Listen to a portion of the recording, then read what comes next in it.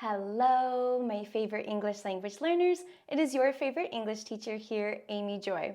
And in today's video, I am going to teach you 20 advanced words and phrases to talk about movies. But before we do that, I want to remind you that my very first ebook is now on sale, 75 advanced C1, C2 level words to help you sound a little bit smarter in English. So if you are preparing for the TOEFL, the IELTS, or just want to level up your vocabulary, go to my website, yourfavoriteenglishteacher.com, and buy my book today. Okay, let's go learn some advanced vocabulary about films and movies. Okay, so The Little Mermaid has just been released in theaters, and it has been a huge hit at the box office. Halle Bailey stars in the movie and plays the role of Ariel, aka the Little Mermaid, who is the protagonist of the film. If you haven't seen this movie, it is based on the story by Hans Christian Andersen and takes place under the sea where mermaids and sea creatures live together. So let's take a look at some of these words. The first one is to be released, and that just means to come out. Then we see the phrase at the box office. The box office refers to movie theaters, and this can be used as a noun, like at the box office, or it can be used as an adjective, like a box office hit or a box office success. This means that it was very successful in theaters. Then we see that Halle Bailey stars in the movie. I know you know the word star as a noun, but it can also be used as a verb, to star in something. This means to act in, and if you are starring in the movie, you are playing one of the main roles, not one of the less important characters. You are playing one of the main roles. You are the star, you are starring in the movie. Then we saw that Halle Bailey plays the role of Ariel. So you can use this phrase, X plays the role of Y, to say which character the actor or actress is playing. Then we see that Halle Bailey plays the role of Ariel, who is the protagonist. She is the main character. And our next useful phrase is to be based on. We hear this a lot with movies because sometimes they are based on history, they are based on a true story, they are based on the book by someone. And in this case, The Little Mermaid is based on the story by Hans Christian Andersen. And we see that it takes place under the sea. To take place just means to happen or to occur. And you can say to take place plus a time or place. For example, to take place in the 1800s, so in that time, in New York. And in our example, we can see that The Little Mermaid takes place under the sea. And before we move on to our next words, I just want to remind you to like this video and subscribe to my channel so you can keep improving your English with me. Now, the plot follows Ariel, who is very curious about life above the sea. But since she is forbidden from going to the surface, she makes a deal with Ursula, an evil octopus creature and the villain of the movie. Once Ariel becomes a human, the second half of the movie is set above ground on a tropical island.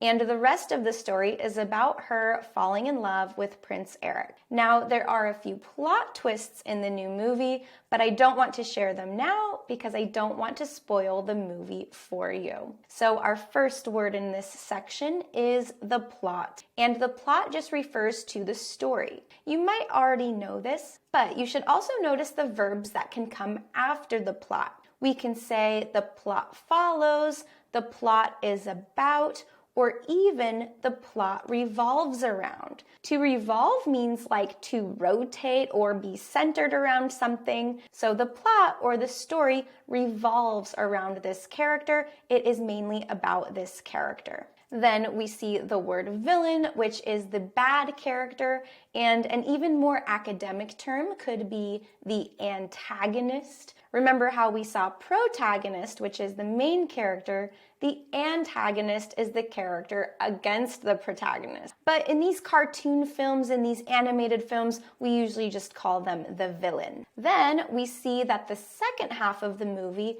is set above ground. And this phrase works exactly the same as to take place. It means where it's happening. So you can say to be set plus time or place. To be set in the 1800s in New York, or to be set above ground. Then we see the word plot twist. So again, plot just means the story. So a plot twist is a surprising or unexpected event in the story. Plot twists usually make a movie more interesting and really surprise you and engage you. And then I said I did not want to share the plot twists in the movie so that I don't spoil it.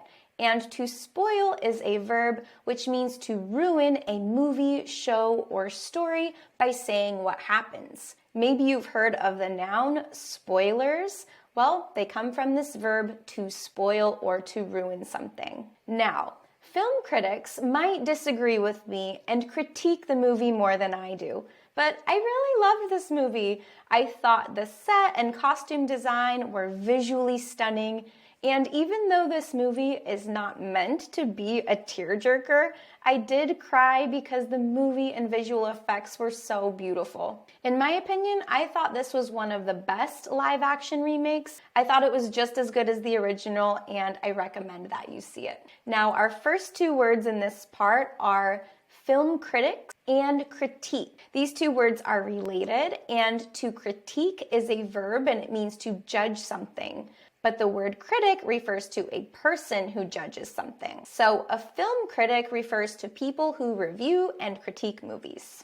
Then I talked about the set design, and the set refers to how the places and scenes look in a movie, show, or play. It just refers to all of the furniture, whatever is on stage or on screen, the space that the actors are acting in. Then we also see costume design, which is how the clothes look in a movie, show, or play. Then I used the adverb adjective collocation, visually stunning. This means that it is just very impressive to look at. And I think the most visually stunning scene in The Little Mermaid is when they sing Under the Sea, and you can see all of the vibrant, colorful sea creatures singing and dancing in the water. Now, I mentioned that The Little Mermaid is not meant to be a tear-jerker, and this word refers to a movie, show, story, or book that makes you cry. So a good example of a true tearjerker is probably Titanic. I cry every single time I watch that movie. And even though The Little Mermaid isn't really meant to be a tearjerker, I did cry because it was so visually stunning. Now lately, Disney and many other companies have been making remakes, or a new version of an old movie or show. And Disney especially is famous for making live action remakes, or using real people to retell old stories that were originally animated or originally cartoons. And for me, The Little Mermaid is one of the best live-action remakes that I have seen from Disney. So there you have it, 20 advanced words and phrases to talk about movies. Let me know in the comments, what are your favorite movies? Do you like live-action remakes? Let me know in the comments and I'd love to hear from you. Thank you so much for watching this video. I hope you learned something new. If you did, make sure you like this video and subscribe to my channel so you can keep improving your English with me. Bye!